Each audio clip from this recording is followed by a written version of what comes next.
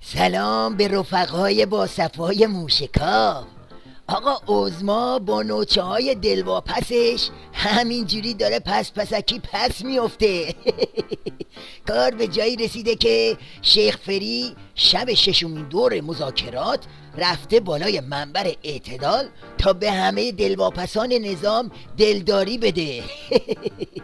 ما انقلابمون رو میشناسیم، ارزش هامان رو میدانیم، عزت ملی را پاس می‌داریم.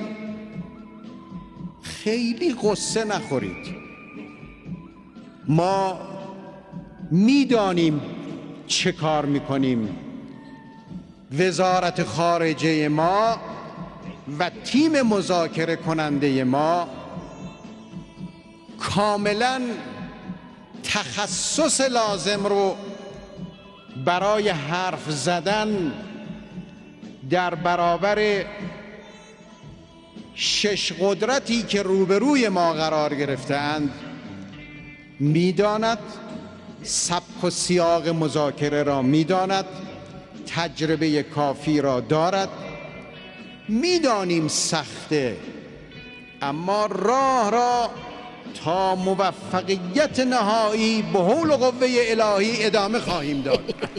میدونید شیخ فری به کیا داره میگه قصه نخوری؟ به همونایی که چند وقت پیش بهشون سیخ و سنبه میزد و میگفت بعضیا کارشون اینه که قصه آخرت مردم رو بخورن. یادتونه؟ بعضی از مردم بیکارن، واقعا کار ندارن، شغل ندارن، دوچار توهماتن، مداوم قصه دین و آخرت مردم میخورن. نه دین رو میدونن چیه، نه آخرت میدونن چیه، هیچ کدام، همش قصه میخورن برام. بله، هم بنده موشکاف میدونم، هم شیخ فری میدونه، هم خود دلواپسا میدونن که دل ریش قصه خورای نظام با اینجور روزها آروم نمیشه. بابا بمب اتمو بای دادی رفته، دوغم کف دست علی گدا نذاشتی. اون وقت توقع داری این جماعت قنباد گرفته قصه نخورن؟ بعد تازه کدوم متخصص، کدوم تیم مذاکره کننده؟ بابا بیا این الاغچی سر مذاکره کننده هاست افتاده به پت پت. فکر میکنم که روزهای آخر به ما خواهد گفت که آیا لازم هست یک مقداری مذاکرات تمدید بشه تا حصول به نتیجه، یا اینکه به هر حال این امکان مقدور نیست و ما باید مذاکرات رو قطع کنیم. این صحبت‌های معاون وزیر امور خارجه یعنی اینکه سرنوشت مذاکرات ایران و 5+1 و اینکه آیا به توافق جامع خواهیم رسید یا نه در روزهای آخر مذاکرات یا همان دقیقه 90 مشخص خواهد شد. اینجوری هاست شیخ فری، اوضاع سیته. جای اینکه نسخه بپیچی و بگی قصه نخورید، حرف ته دلتو بزن.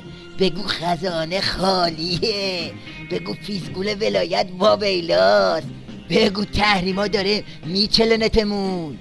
اگم خودت روت نمیشه بگی، نوچه های باندت به 1000 زبون دارن میگن و تو برق پاره هاشون مینویسن.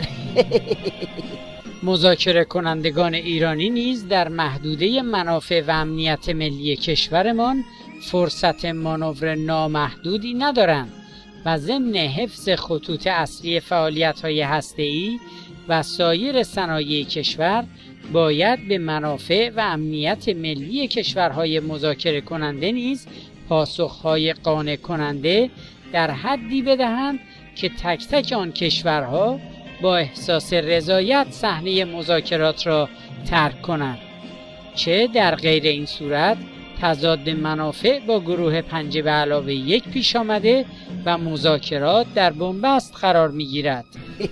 پس برای اینکه در بنبست قرار نگیره چیکار باید کرد؟ بله، باید زهر و پیمونه رفت بالا. اما کور خوندید، این بنبستیه که عظما و شیخ فری و کوسه و باقی جونورای عمامه‌دار توش گیر کردن. نه با بمب اتم وا میشه، نه با زهرخوری. آخر خطه حاجی، آخر خطه. باید اجماعاً با هم پیاده شید.